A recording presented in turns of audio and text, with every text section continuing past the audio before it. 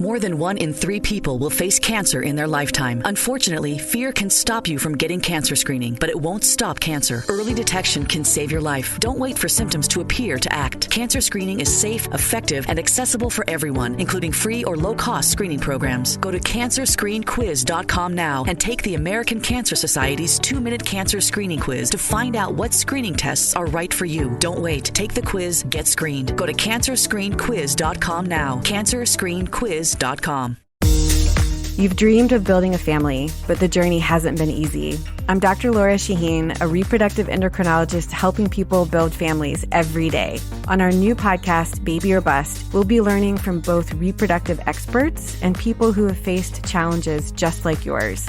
Join us every week for Baby or Bust, wherever you listen to your podcasts.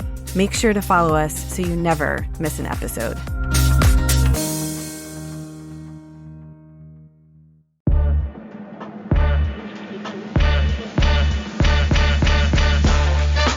Welcome to the AEW Match Guide podcast, where we deep dive into the best matches in AEW history. Brought to you by the Social Suplex Podcast Network and your host, Sam Brown. Yes, hello and welcome to the AEW Match Guide podcast. I'm your host, Sam Brown. Thank you for joining me. Every week, alongside a special guest, I take an in-depth look at one of the best matches in AEW history, taken from the definitive AEW Match Guide, as ranked by over 30 wrestling commentators from around the internet wrestling community.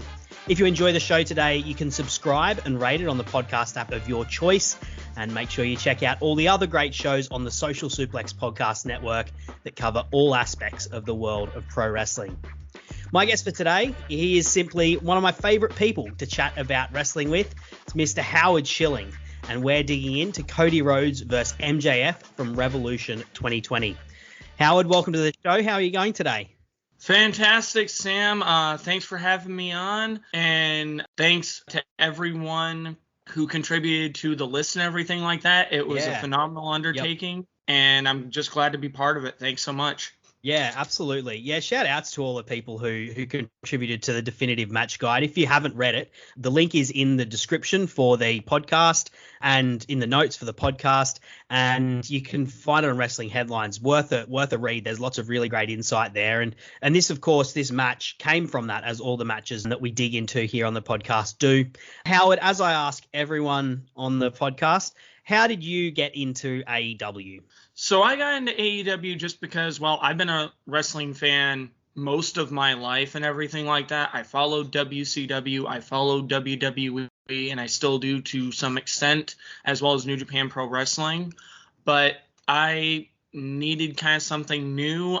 AEW had a lot of great build behind it, but you can have the best build in the world. You got to be able to put on product that delivers and captivates an audience. And so far, AEW's really done that. I mean, the fact that you were able to get 50 really great matches for this guide is kind of a testament to that. I know you probably, if you wanted to, could have extended that list to 100 and still come up with a lot of really great matches. I know there were probably a lot of big honorable mentions. So AEW right now, they're not perfect as a wrestling company, but they just turn out overall really solid work, and I'm excited to see not only, what they've done the past 2 years, but where they go in the future.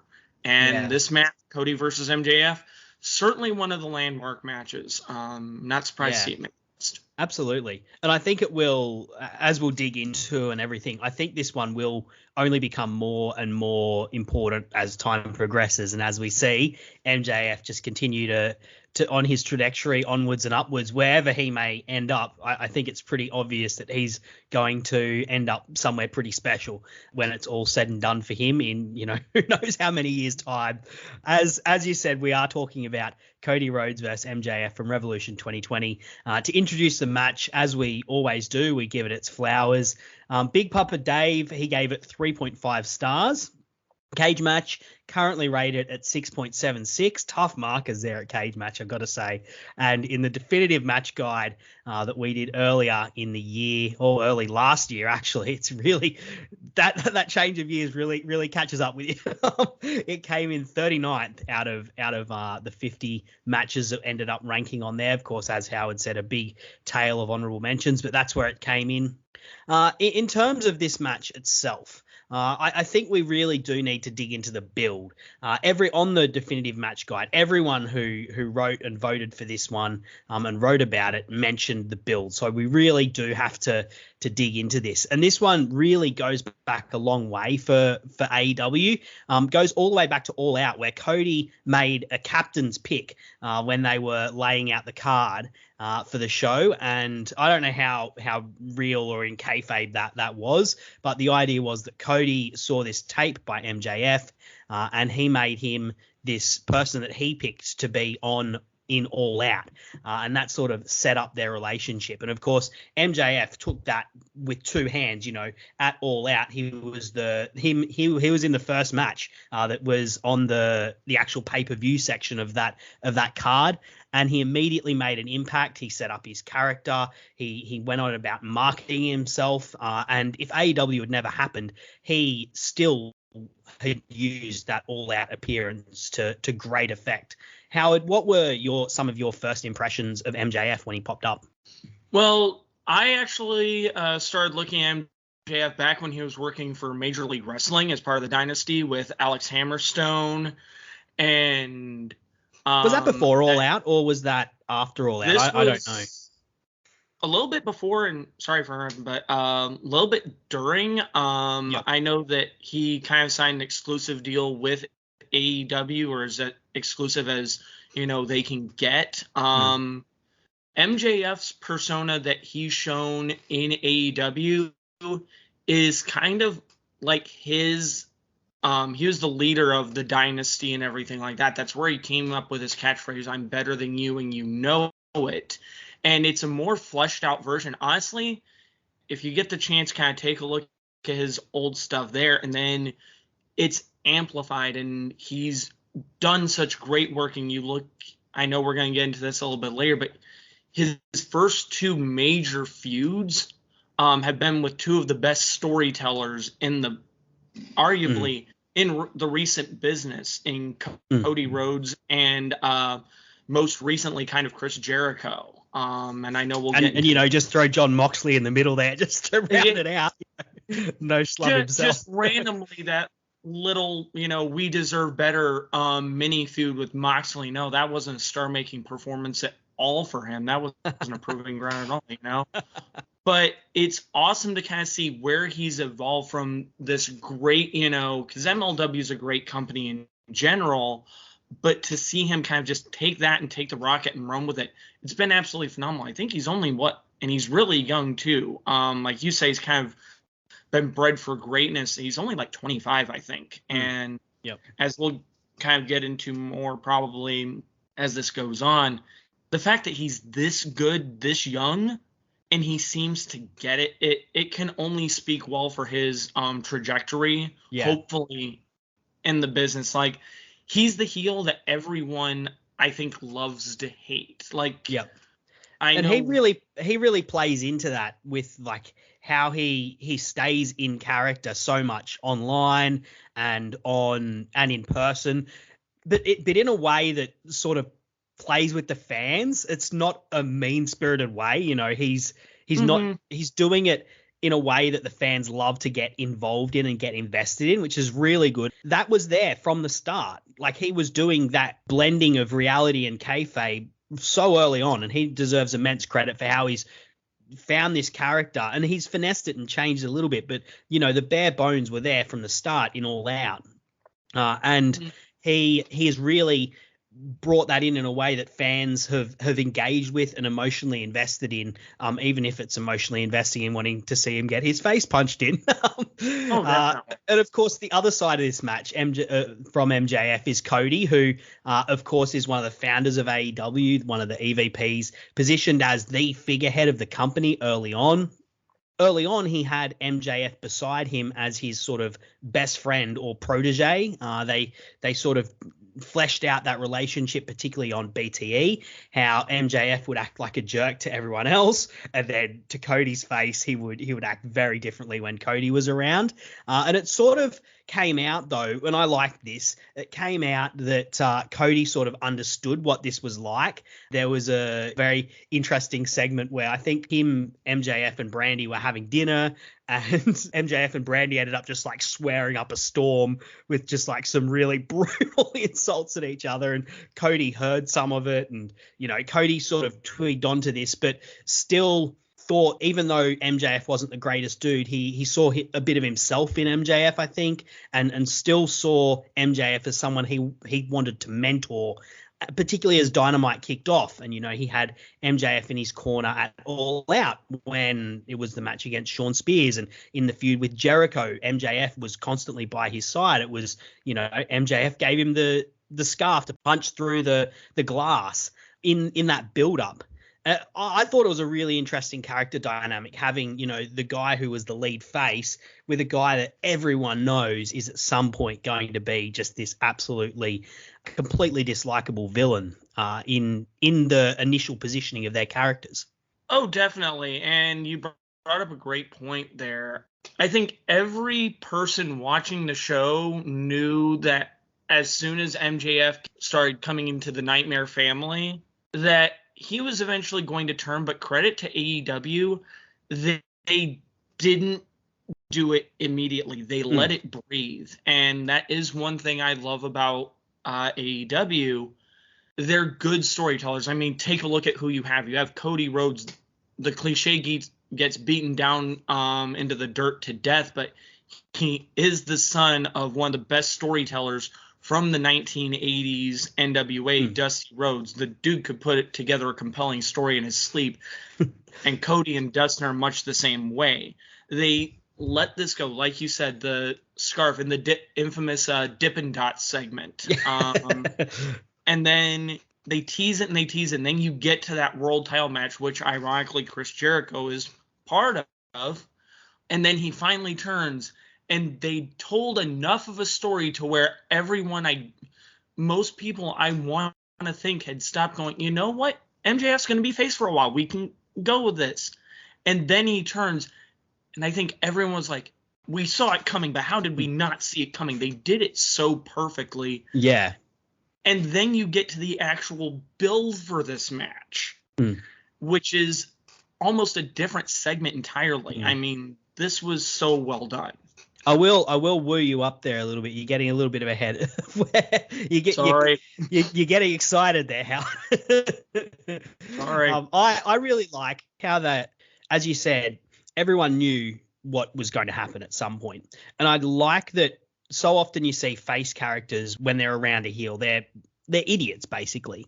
And it would have been easy for Cody to be completely oblivious to this, but they didn't do that. And Cody gets flack for talking about how he doesn't believe in heels and faces.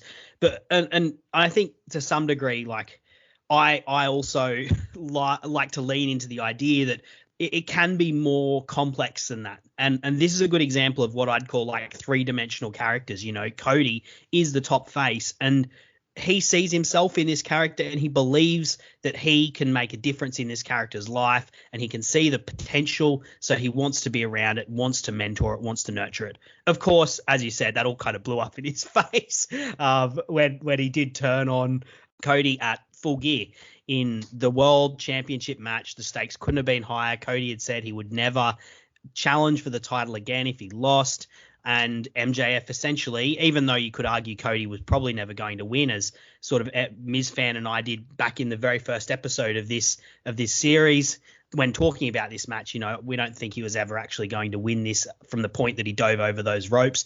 But it still doesn't matter that the power of that was taken out of his hands by MJF throwing in the towel and then giving him one of the big ones in the nuts, a kick to the nuts afterwards to solidify the fact that this partnership was over. And one of the interesting things that happened at this point was they didn't immediately interact with each other. MJF sort of took a break from Cody and didn't acknowledge Cody at first. They had a segment with Chris Jericho where they talked about both disliking Cody Rhodes, but after that, MJF went on to go into this tournament for the Dynamite Diamond Ring, which he won. And Cody was sort of left in limbo a little bit. This is a kind of a weird moment in their program. What did you think of this sort of little moment here before we get into, once things hit, and once things hit, they really hit. But what did you think of this sort of break that they had in between? I actually kind of liked it. As wrestling fans, pretty much after you've been watching the product for even a month, 2 months, 3 months, you're almost sort of conditioned to, okay, this is plot point A, we're going to immediately move into plot point B, then plot point C, and so on and so on and so forth. And AEW has done, they don't do it all the time, but every once in a while they'll almost subvert expectations, and when they get it right, daggum, do they get it right. Yeah. I think everyone was looking for Cody to come out for blood and MJF to, come right, which if you look at MJF's character, that's not what's going to happen. But you expected them to interact on Dynamite following Full Gear. And the fact that they kept them away is a testament to how well and how much restraint that they had for this. And I honestly applaud them because, the Dynamite Diamond Ring, I still don't understand its function. I think it's probably more of a MacGuffin or red herring than anything else, because MJF's had that for like 2 years now. Yeah, well, it's something MJF can use to cheat, really. That's kind of what it's become. I mean, realistically, I think it might have been something for a special prop for him. And if you take a look at it, you can almost draw very, very loose parallels between the Dynamite Diamond Ring of MJF and Cody's run with the ROH World title, how he made an actual ring of honor, and he was telling people, to kiss the ring. And, you see MJF's mannerisms when he has the Dynamite Diamond Ring on. He's almost holding it up in front of your face to go, come on, kiss the ring almost. And he does kiss it. He kisses it himself too. Exactly. So that's another, I think it may be completely coincidental, and if it's not, props to them. But it's another added layer of character because MJF already has these amazing physical and psychological attributes. You're just giving him another tool, which But I think it was a bit, probably realistically, it was probably a nice blend of where, like, practically they didn't want to go straight into the feud because they had this match penciled for the pay-per-view Revolution, but that's not till the end of February, and they didn't want to stretch it too far. And that's like the practical aspect, but they still managed to weave like the character into it, where like MJF with his character, he doesn't want to get into the ring with this frothing at the mouth, coming for blood Cody Rhodes that, he knows is going to be gunning for his head, and he knows that in many ways that he's outmatched with at this point. And that's where we come to why he put these stipulations in place, which we'll get into. As a character, he actually knows himself very well, and he knows that he is outmatched when it comes to Cody Rhodes, which leads to the stipulations that he puts in place when he does win that, and when Cody eventually talks himself into this confrontation. MJF says, "I'll do it, but before we do it, you have to agree to a number of things. Firstly, you can't touch me before we get to our match. Secondly, you have to beat Wardlow in a steel cage match. And thirdly, you have to get down on your knees and let me give you 10 lashes." And once this program hit, man, at this moment, I still think this is one of the absolute pinnacles for AEW when this was hitting, and the program with Jon Moxley and Chris Jericho was hitting, and the program with Kenny Omega and Hangman Page and the Bucks was hitting. This is like some of the best TV that AEW has ever put together. And this particular part is a huge part of it, particularly, and I want to get to the lashes segment. Because I feel like my question to you, I guess, is this the best segment of TV that AEW has produced? That's how highly I think of this particular one. I don't know what the answer is to that, but I want to ask the question to you, Howard. Well, first of all, like I said, nice choice using the pinnacle there, considering MJF's current, completely unintended, but I'll take it. like you said, the build for this, the trials of Cody, and I know I kind of alluded to this earlier, but with Cody working with, or MJF working with Cody and then Chris Jericho, you can almost look at the trials of Cody as almost like an early prototype for MJF's later feud with Chris Jericho, how he had the labors of Jericho. And he did this in such like a Machiavellian way to where, okay, I know that you would love nothing more than to rip my head off. So the one thing, my first thing, you can't touch me. And that plays such an integral role in the Lashes segment. But then the steel cage match with Wardlow, it tripled down in terms of its importance. Not only is it a trial of Cody, it's also the first cage match in AEW history. And oh, by the way, it's the debut match for Wardlow, who at this point becomes MJF's heavy. No pressure at all. No, none at all here. But the Lashes segment. So yeah, there's just like so much grit and fire and heart and passion from Cody, and as like the way that they produced it with as the Lashes happen, first Dustin comes out, then the Bucks come out, the heels come out as well to kind of observe and watch Cody get his licks, and then of course as Cody looks like he's just about to break, Brandy comes down as well to give him that energy and give him that motivation to go on and take these lashes that are being dealt out. Everyone loves the character in this. They love the fire, how dramatically they drew it out, how MJF and how Wardlow did it. And I as well just love the subtext of it with like the whole point is MJF, but his primary goal is to make Cody Rhodes quit. He wants Cody Rhodes to not take the lashes, so then he doesn't have to go against him in this match. And then having not taken the lashes, if he's going to take the lashes, then B, he wants to injure him as much as possible. Because MJF, as I said, he knows who he is. He knows that he wants to win, but he knows that if it's a fair fight, he is outgunned and he's outmatched. So he has to do these things.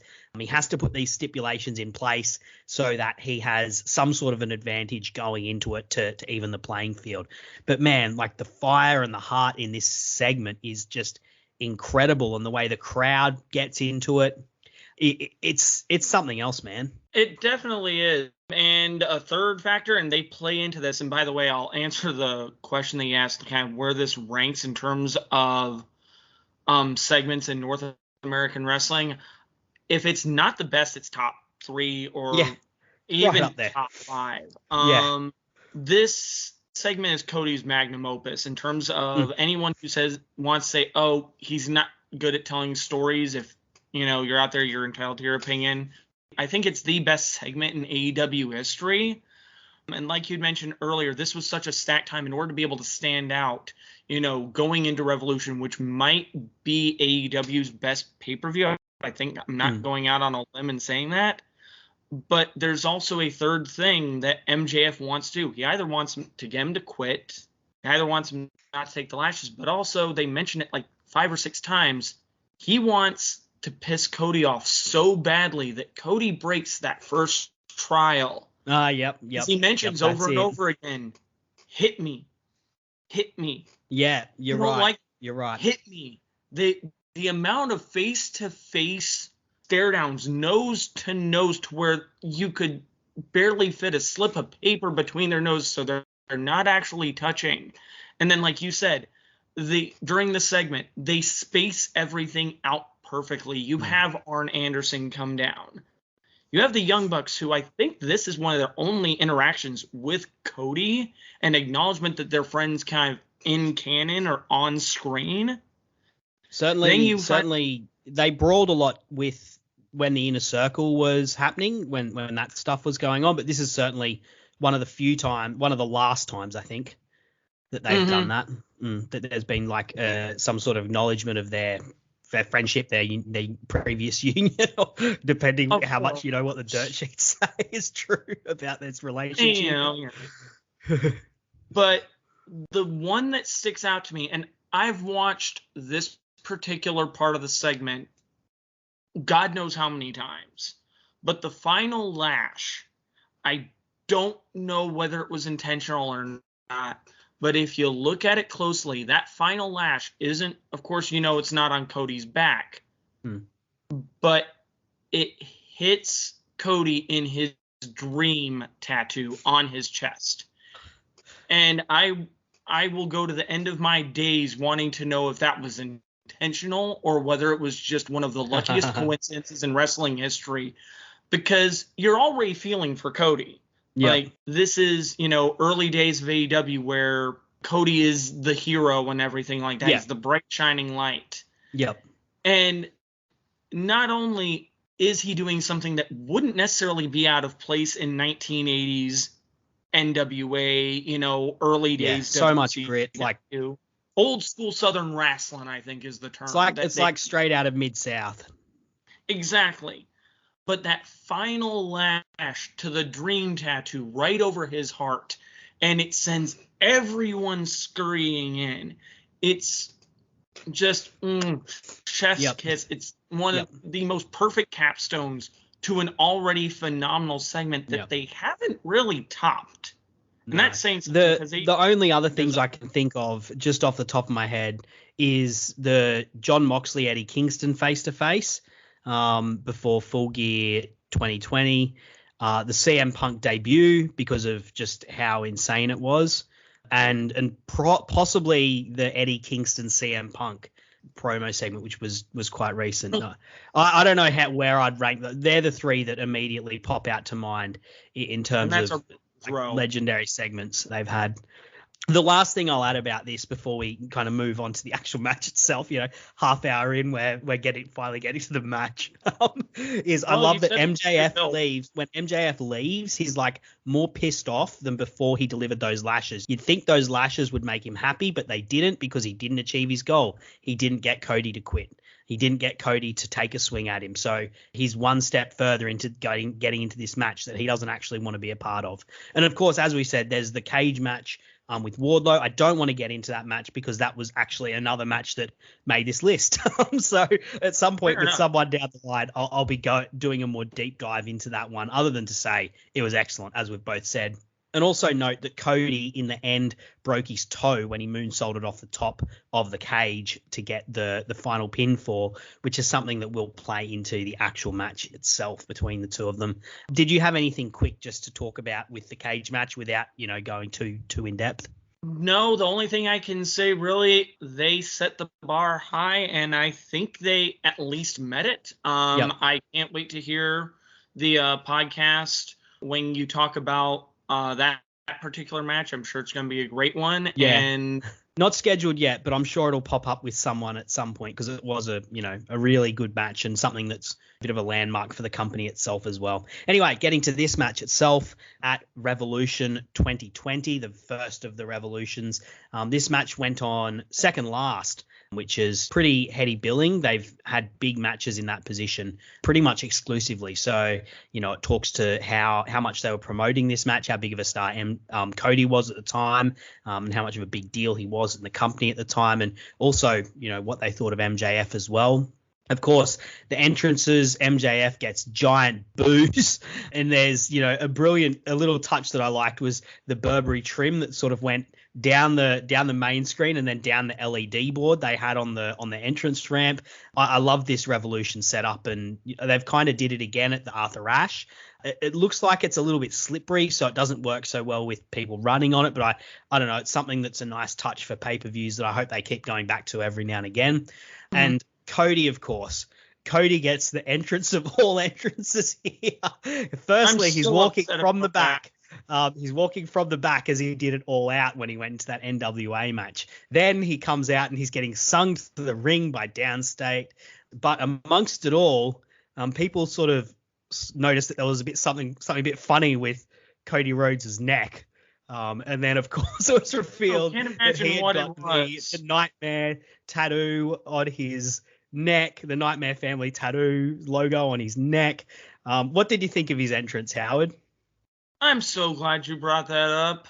Because as someone else put it, who's a bit funnier and a bit smarter than me, he got a neck tattoo on his chest and a chest tattoo on his neck. Exactly. But I love how one of the more ostentatious heels that we had on that show, and were a lot of kind of ostentatious. Actually had the more muted entrance. Yeah. Meanwhile, Big Face gets a, double or nothing-esque entrance. The segment's 34 minutes. The first 8 minutes of it are entrances, and the first 6 of that are Cody's entrance. Yeah. Come on. And, of course, he gets all of the pyro. I don't know what their pyro budget is in AEW, but Cody just takes a look at it and goes, mine. In his contract, he's got a percentage note of what the budget is, and that's got to be it. But also at the same time, kidding aside, it sets up everything.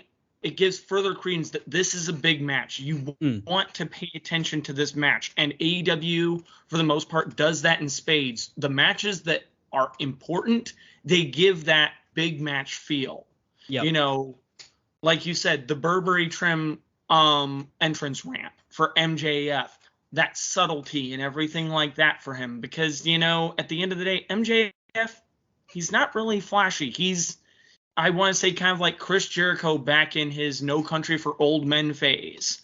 He's got the cool confidence about him. He's not going to do all these random things just because he can do it. He's not going to fit every heel trope in. But at the same time, it's subtle. He's got his 300-pound, Mount Everest in Wardlow. Yeah.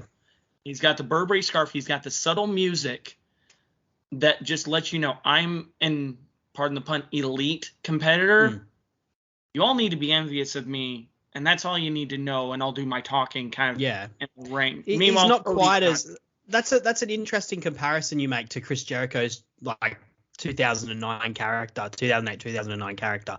I wouldn't say he's as completely muted and serial killer Stone Cold-esque as not Stone Cold Steve Austin. You know what I'm saying? He's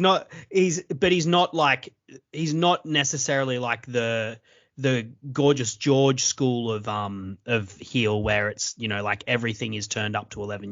The Shawn Michaels 90s pretty boy deal. It's not quite that either. It's sort of somewhere in between that.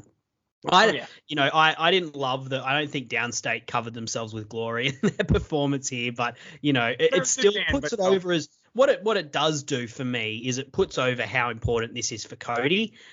He's now through February 2nd, join a clean and spacious Planet Fitness for zero enrollment and only $10 a month. With tons of equipment and free fitness training, it's the perfect place for everybody to work out. Even me, mother of very fussy triplets and one very colicky husband. Especially you, Supermom. You'll release endorphins and have more energy. I remember having energy. Start feeling fit-tacular today. Join in club or at planetfitness.com. Zero enrollment, $10 a month, cancel anytime. Deal ends February 2nd. See club for details.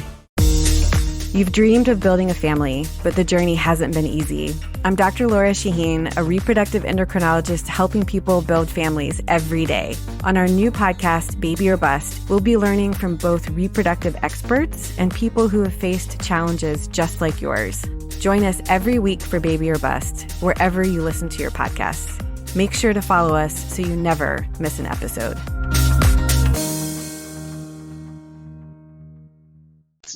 He has got this massive entrance because to him, this is a giant deal.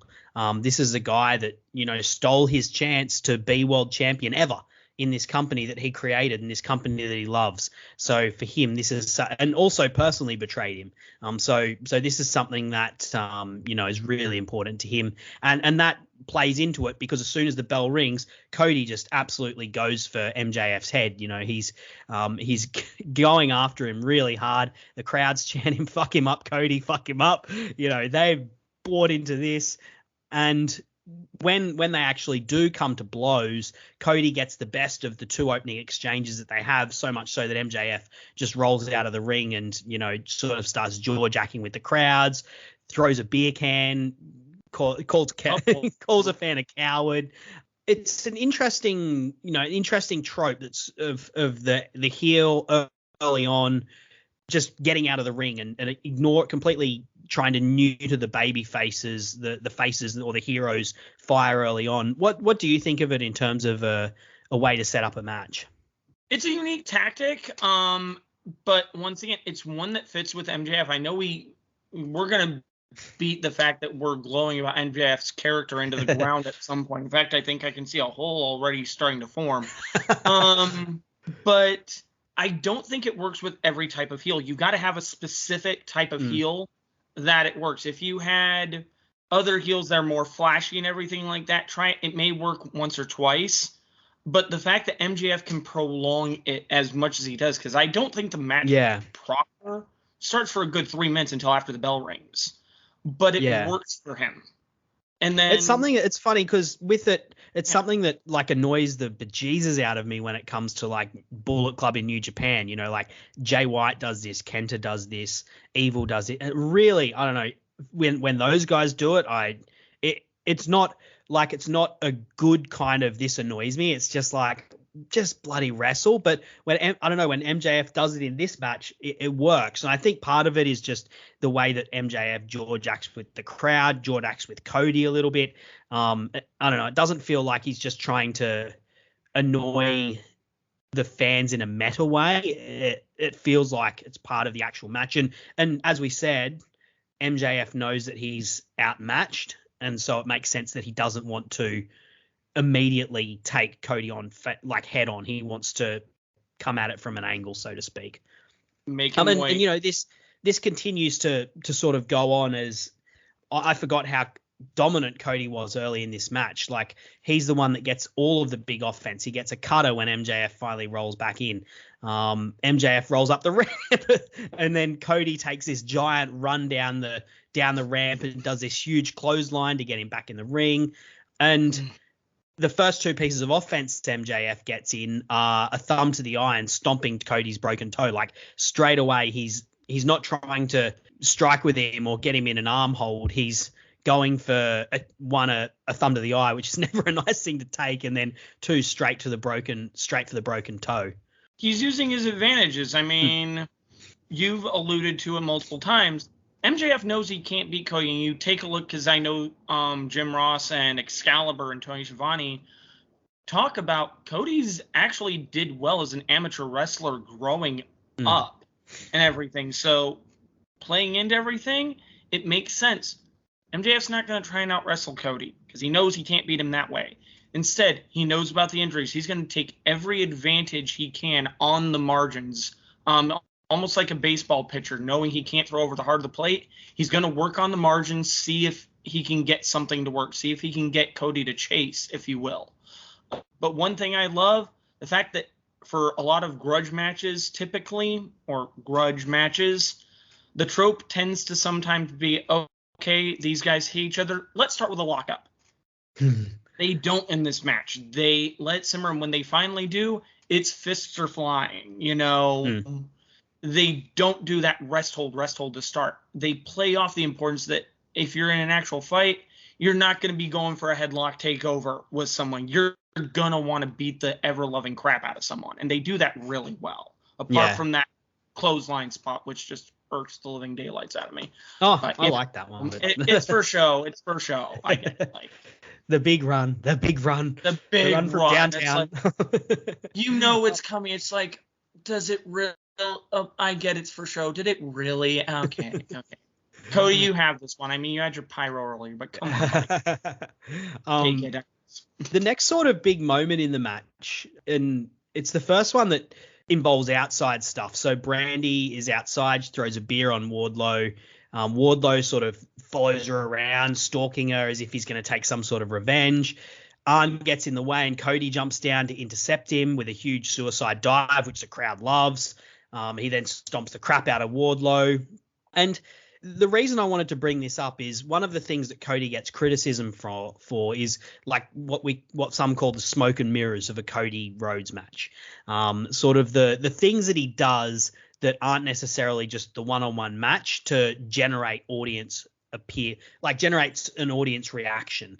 The critique is that it's some sort of like a shortcut almost. And this definitely is one of those tropes that would get labeled with that. Now, I know that you're someone who likes Cody and you picked this match to do. So I wanted to hear what you think about that critique of a Cody Rhodes match. I can see it. Kind of like with all of my sports, I have my certain favorites. Like my favorite wrestler of all time is Sting, and he had enough tropes to, in his matches to go on forever. I can understand why Cody gets these things, and I will say this, I normally don't mind it. That suicide dive almost took me out of the match just a little bit. I see why they did it, because you have this almost menagerie of people. You have Brandy, you have Arn, you have Wardlow, just staying outside the ring, essentially not really doing anything. So you almost had to invite them in somehow. And I know they get involved later on, but it's almost like they, and I don't know how true this is, it's almost like they said, okay, we've got to do something to, pop the crowd a little bit. So we're going to have this interference. Wardlow's never hitting Brandy or anything like that. We know that. But Cody's the hero. He's got, what's one thing heroes do? They save their spouses and everything like that. So boom, there you go. Plus it gives MJF some time to recoup, and he'd been taking quite a shellacking at that point. So I will say, for the purposes of that, really good kind of transitional moment, and I normally don't mind the spots, but I can see where Cody does get that, to allude to one of his earlier WWF themes, you're only smoke and mirrors type of things. Yeah, I'm kind of a bit torn on these, because as much as I kind of understand the idea that it's a one-on-one match, they're not sort of traditional wrestling moves or anything, but I feel like it's almost like something like this or something like blading. It's as equally a tool in a wrestler's arsenal to pull out as, say, a suplex. To say Kenny Omega, to put Kenny Omega as an option, as like, say, a dragon screw or a V trigger. Like, they're tools that he uses to get pops from the crowd. And Cody, he isn't as athletic. Let's just be honest. He's not as athletic as Kenny Omega in the ring. And so he relies on different tools that he has sort of honed and perfected and can insert at different points. And I think there's a craft to doing it. Like there's as Nick Gage said on I listened to an interesting podcast with him and Chris Jericho a few months ago, and he was saying he hates watching some deathmatch wrestling because they're just hitting each other and there's no art to it. And that's a guy who his tools and the things that he uses are things like a pizza cutter, which, not most wrestlers don't use that, but they're the tools in his box, and he deploys them when he needs to, and he deploys them expertly. Just like I would say, like there is skill in how Cody deploys these things in his match. And I personally feel like they're sometimes overlooked and sometimes whiffed away without thinking about how the actual art behind putting a spot like this together and a moment like this together. We've got to keep going though, and there's a lot of back and forth between them. As we've said, MJF cheating his way, angling his way into competing in this match. A very cool moment that that stuck with me and that I'd forgotten about but was reminded of how good it was when I did my rewatch was when MJF finally grounds Cody and gets him in the salt of the earth, and then he eventually pulls the other arm away and eventually traps his legs, and forcing Cody to, as he goes to the ropes, normally a wrestler would put his foot on the ropes or grab the ropes with his free arm. He has to grab it with his teeth. And, he's not the first to do that, but I thought it was a really interesting and a really cool way to have MJF do something really brutal, but also give Cody something that, was a unique way for him to show his grit and his heart, that he's fighting with literally every fiber of his being and holding on to this match by literally the skin of his teeth. Oh, definitely. I think MJF's been watching tapes of Zack Sabre Jr. in New Japan, because that was, I know he started off as Salt of the Earth, but it turned into like an omoplata, and then he took his right leg behind him almost like a bow and arrow. Like that, I'd expect to see something out of that, like out of ZSJ and the G1. It was amazing. But like you said, Cody grabs the rope literally by the skin of his teeth, and it sets up a great moment, great visual to progress the storytelling. This was an awesome story told in this match. So And pretty soon afterwards, MJF rips Cody's boot off to expose the broken toe. And then afterwards, as they continue to fight, MJF actually gets busted open. Yeah, he bites the toe. And MJF gets busted open. At that point, both people have their target that they're going for. Cody has a toe that MJF is going to go for, and MJF has a forehead that's split open that Cody's going to go for, which I thought was a simple and interesting setup. There was a funny moment, though, that I wanted to bring up, and I feel like it was really disjointed. It really took me out of the match. Cody sort of, at one point, throws up the Randy Orton pose and then puts MJF in for a draping DDT, that draping DDT that Orton does and that Michael Cole forever calls the vintage Orton. What did you think of this? Like, I don't know. This felt really weird to me, that where they inserted in the match and how it, obviously Cody has a legacy of being influenced by Randy Orton, but I don't know. It just did not fit for me. Is that the same for you, or have you got some sort of defense of this little moment here? I don't. This is where the whole Cody's the 3-star savior, credit Rich Plata. This is the whole, like you'd mentioned earlier, the smoke and mirrors routine. Yeah, this is where it didn't work for me. This is where, as much as I like Cody, as much as I like how his, how he's grown up and everything like that, this didn't need to be in the match. They were telling a fine enough story, and then, I'm less said about this, the better. Yeah. But yeah. Leading up to the final bit, there's one particular spot I wanted to call out. There was this huge spot where MJF gets suplexed over the ropes, but holds onto Cody's neck, and Cody has to rip over after him, whiplash over after him. That was a really cool spot, and I haven't seen it a whole lot before. I'm sure they're not the first people to do it, but I thought that was really well executed and looked really cool. They did that. I cringed. It looked painful. Remembering it. The fact that there's so much that could go wrong. They did really well setting up that spot, and then it plays really well into the finish of the match. But, and in that sort of finishing stanza, they have a bit of a strike exchange that Cody gets the better of, but then MJF counters into the double cross, which is just him doing a crossroads.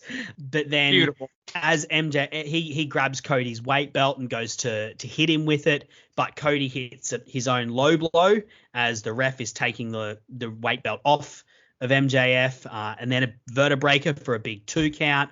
And then Cody gets up and gives MJF a lash, which the referee allows. Interesting. I kind of understand it. This guy's he's been giving out so many lashes, and I love that the AEW referees have personality, and he's just like, yeah, whatever, just don't go too far. But then of course MJF cowers in the corner, cries at Cody's feet. Just as Cody's thinking, oh, can I save this? Because of course he's a hopeless romantic who thought that he could mentor this person who he knew was a piece of crap. And in the moment where he hesitates, MJF spits at him in his face. Cody then takes that, hits 3 crossroads, but MJF counters as Cody goes for the final. Cody keeps going for punishment, gets carried away. MJF manages to counter, hits him with the dynamite diamond ring, which he'd put into his hand without the referee knowing, and gets the 3 count. What did you think of the ending of the match, Howard? So the ending of the match was pretty well done, except for the dynamite diamond ring thing at the end. And it's not even the fact that it was how it was. There's a little bit of dubiousness in there, but I'll get to that in a second. Everything plays perfectly. Cody's hubris gets the better of him. And I think as a face, that's the one thing that you can say about Cody. He's, great, but if you get him fired up, there's a good chance you can beat him. Temper. Classic cliche, an angry fighter is a sloppy fighter. Sure enough, spits in the face. One of the worst things that a man can do to a man is spit in his face. And that riles Cody up, and you see it. 1 crossroads should have been enough, but he's got Cody incensed. So Cody picks him up for another one. When is enough, Cody? it's not enough. You could beat him right there, but no, he's got to go for that third one. And MJF knows it. Hits a knee to the head coming off that, going for that third one.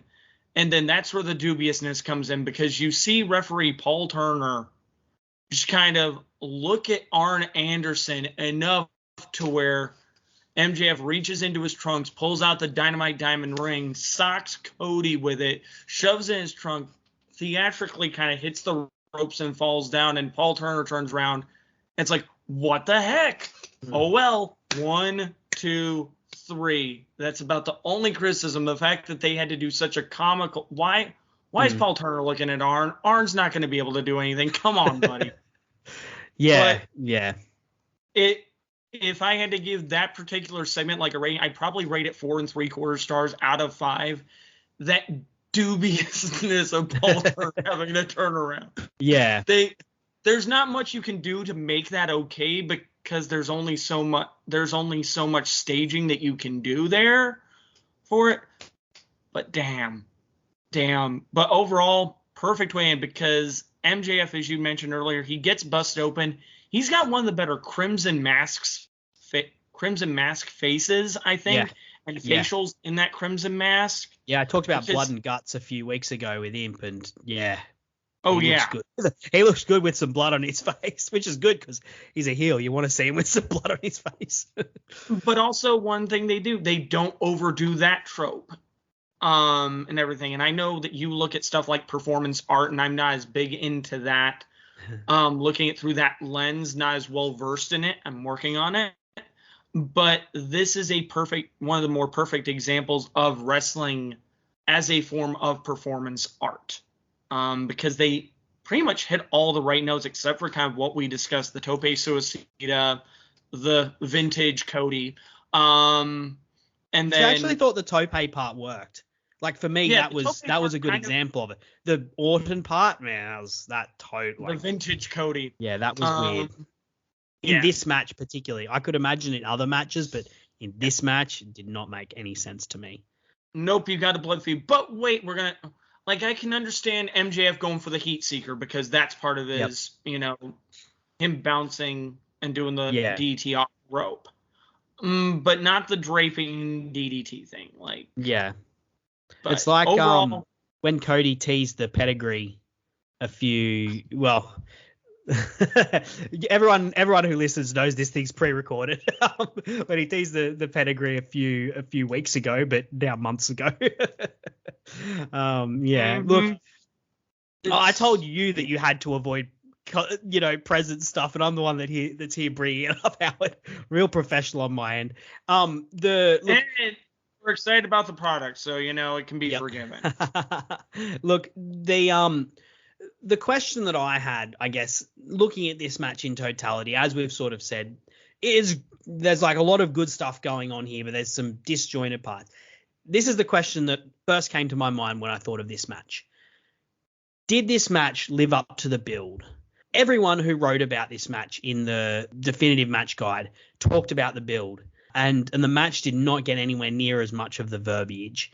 This match was not something that people talked about as a match of the year contender, but it was something they talked about as a feud of the year contender.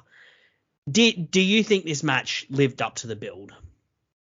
It was a good match on a great show, and it had an even better build. As much as I like this match, you almost set up, even though it was a prototype for what MJF would do kind of later on in his career, it didn't live up to it as much. I'd probably put the build at 5 stars and this match at like 3.5, 3 3/4. Yeah. When you do it that well, you're going to set a bar that's almost impossible to hit. So credit to them for doing what they did. Yeah. See, I'm split on this because one thing I will defend is I think this match perfectly finished off the feud in terms of particularly with the way they ended it, the way they set it up, the way they started it, the way they ended it. There was some disjointed bits in the middle of the match, and the match, I think, like athletically, maybe wasn't as what we wanted, and potentially didn't necessarily have quite like the fire that maybe the Jericho match had, which as I talked about with Miz Fan weeks ago now, but is like the perfect Cody Rhodes face match and like almost a definitive.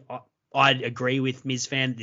That was Cody Rhodes' greatest performance. I feel like this is still the perfect ending to the actual feud they had story-wise and character-wise. It just didn't necessarily hit in the action stakes the way that we maybe want some matches to hit. And I think that's one thing I'd like to emphasize, because this match, I think some people look at it as a flop a little bit, and I don't think it is the flop that people remember. It's not perfect, and I don't think either of us are saying that. But there's a lot going on character-wise and story in the actual match itself that I think make the match itself as good as the build, or at least the perfect ending to the build, a perfect encapsulation of the build.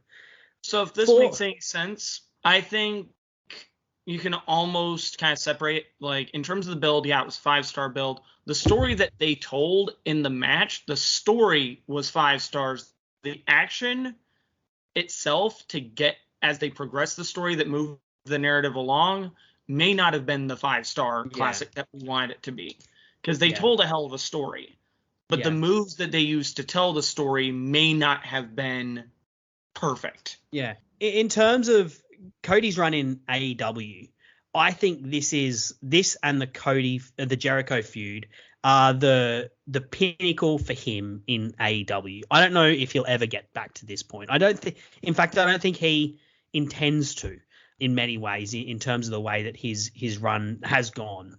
Where do you think this match and this program ranks for Cody?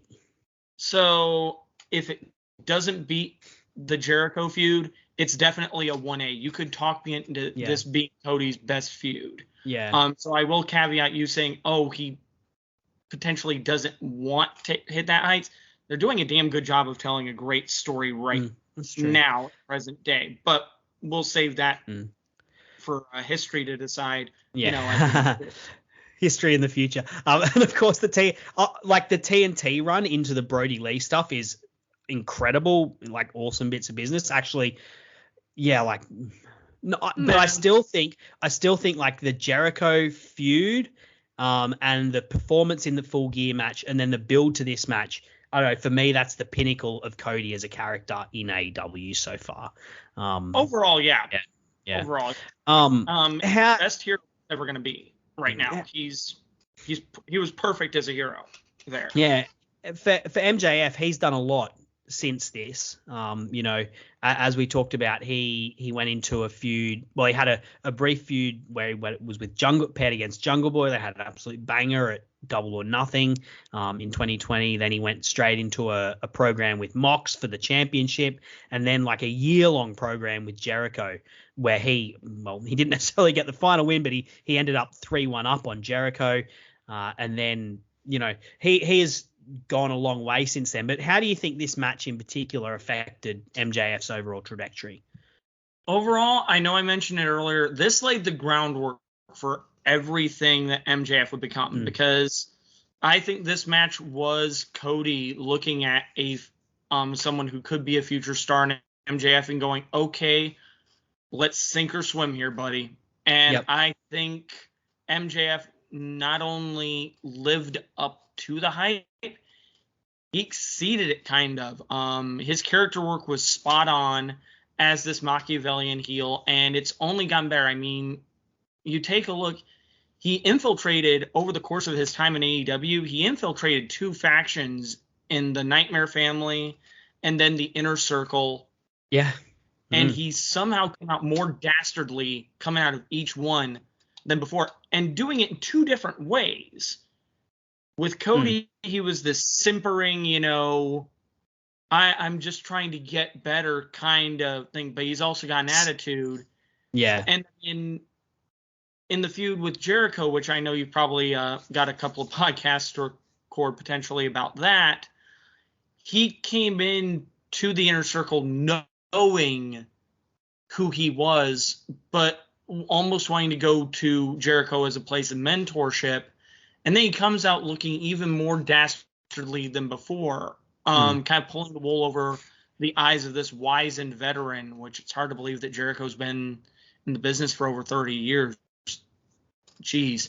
But this lays the groundwork for everything that MJF has become, and it's done so well. There's nothing that's overly done about it, and that's weird to say in wrestling because wrestling can sometimes jump the shark with things. He's had a good progression overall, and I can't wait to see where MJF goes from here. He is a future star in this business. He already is a star. He is already a star, yeah. He's going to be a world champion in some promotion at some point. He's one of the, Jim Ross calls them blue chippers. And he's even said that in promo. I'm a blue chipper. He knows it, but he doesn't let the hype affect him, or at least right now on the surface. He doesn't let the hype affect him.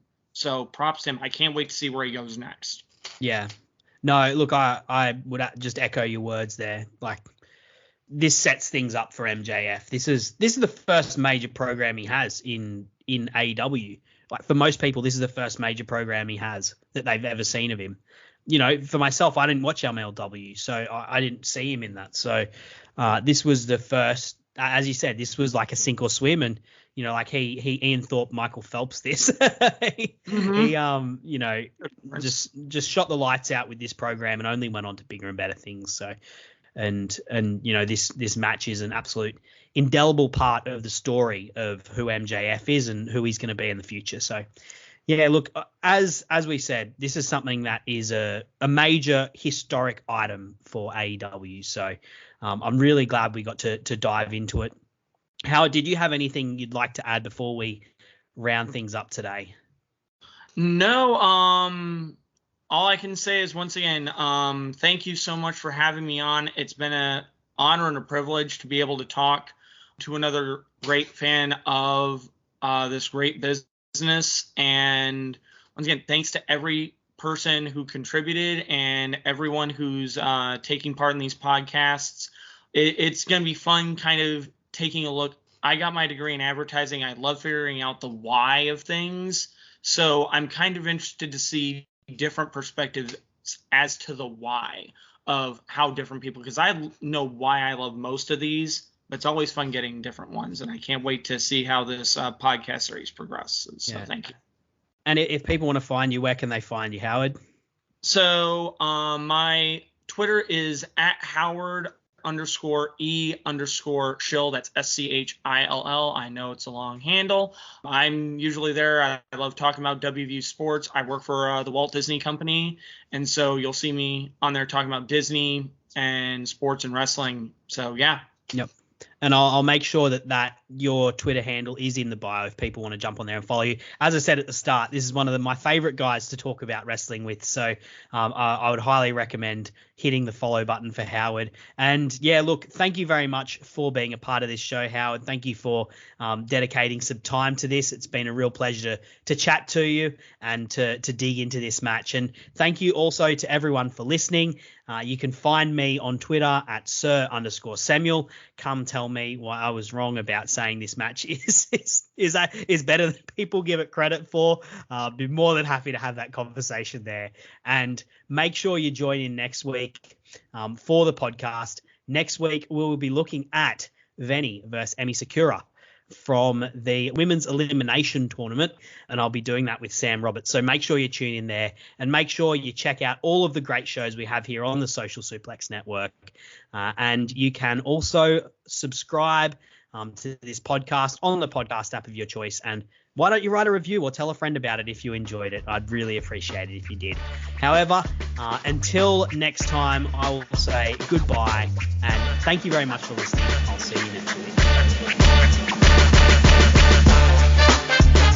Thanks for listening to the AEW Match Guide podcast. If you enjoyed the show, then you can subscribe on the podcast app of your choice so you never miss an episode.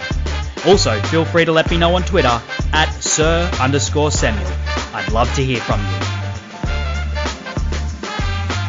The AEW Match Guide podcast is brought to you by the Social Suplex Podcast Network, where you can find many other fantastic podcasts discussing not just AEW, but all parts of the world of professional wrestling. Looking forward to seeing you again next week. I'm Sam Brown.